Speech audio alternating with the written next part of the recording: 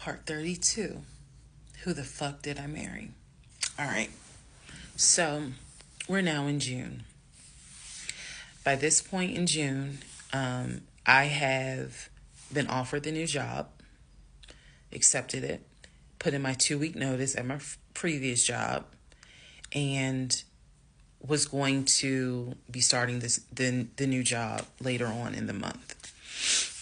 So when he laughed, where I told him I wanted to get a new job, that laughter fueled me to get a new job. So here's what happened the beginning of June. At this point, he's completely bedridden. When I say completely bedridden, what I mean is, I'm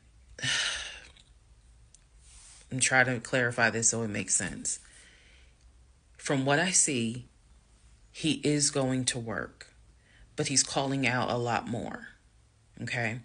So he had already left the condiment company and was working for Apple. So he's calling out quite a bit because the pain is pretty bad. So he's hardly eating. At this point, hardly. For example, if I were to say, I ordered a 10-piece wings, he's eating 2. And that's it. That's all I would see him eat. I was going to work and coming home. The house was in the exact same place that it was when I left. Nothing in the kitchen had been moved. Nothing in the refrigerator had been moved, which led me to believe that he had not left the bed from the time I left to go to work until the time I came home. At this point in time, he's drinking Powerades like it's water. I mean, I'm buying cases of Powerades. And that seemed to be the only thing that he was taking in.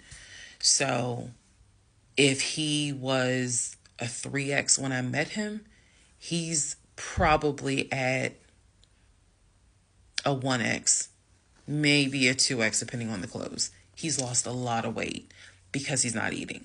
So that's the reason why I say he wasn't faking whatever was going on. I think the issue with his knee was a symptom. That was not some football injury. That was not, I hit it at work. It wasn't that. Something else was going on. I had kept asking him to, let me know when you have a doctor's appointment. I'm going to go with you. I'm going to go with you. And he just kept saying the doctor, he's calling the doctor, and the doctor told him to just keep icing the knee. But I knew better. What was happening was I didn't care because of all the stuff I was finding out.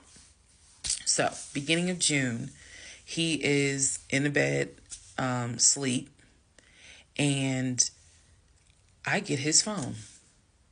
I ain't gonna lie. I got his phone. He had a work phone and he had a personal phone.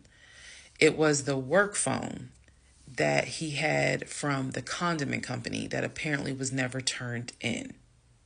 Follow me. It'll all come out.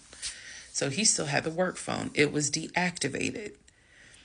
But he did not wipe the phone, if y'all know what I mean. Take all the data off. He did not do that. So I look through the phone and I see this would have been text messages. Text messages between him and a woman named Peaches.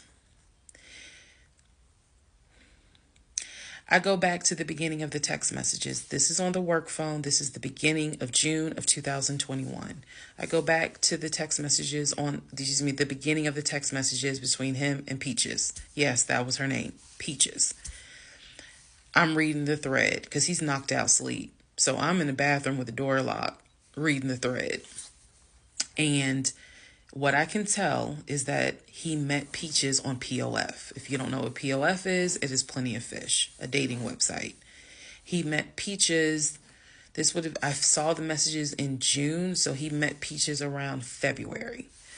Met Peaches from POF.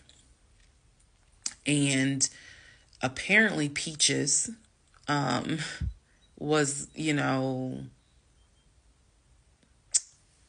there's no nice way to say it. Apparently Peaches was a prostitute. So the reason why I say that is because in the text messages, she's listing the prices. So he asked for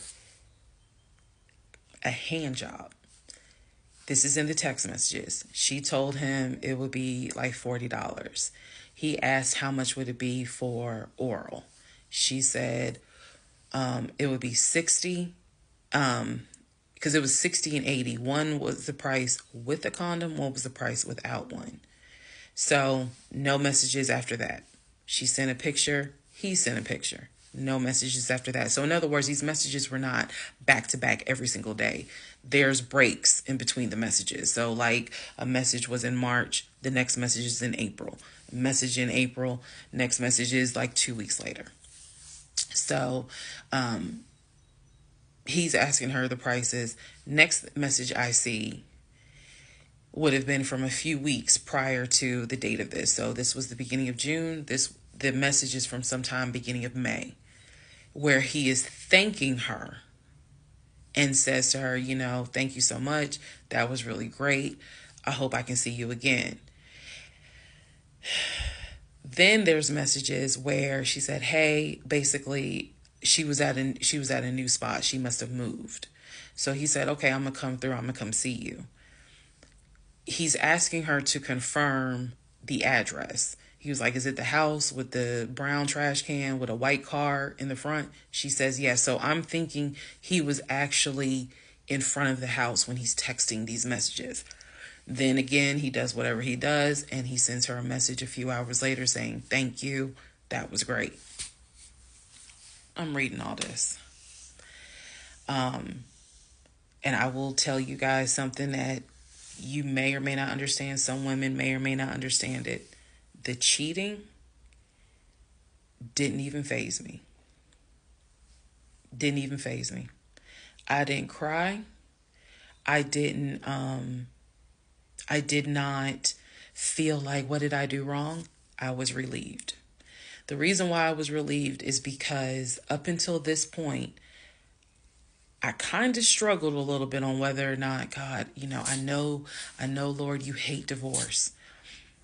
But I can't stay with a guy that lies. So when I saw the cheating stuff, I was like, oh, shoot, thank you, Jesus. Okay. Because I know my Father in heaven is going to forgive the fact that I'm going to divorce him for infidelity.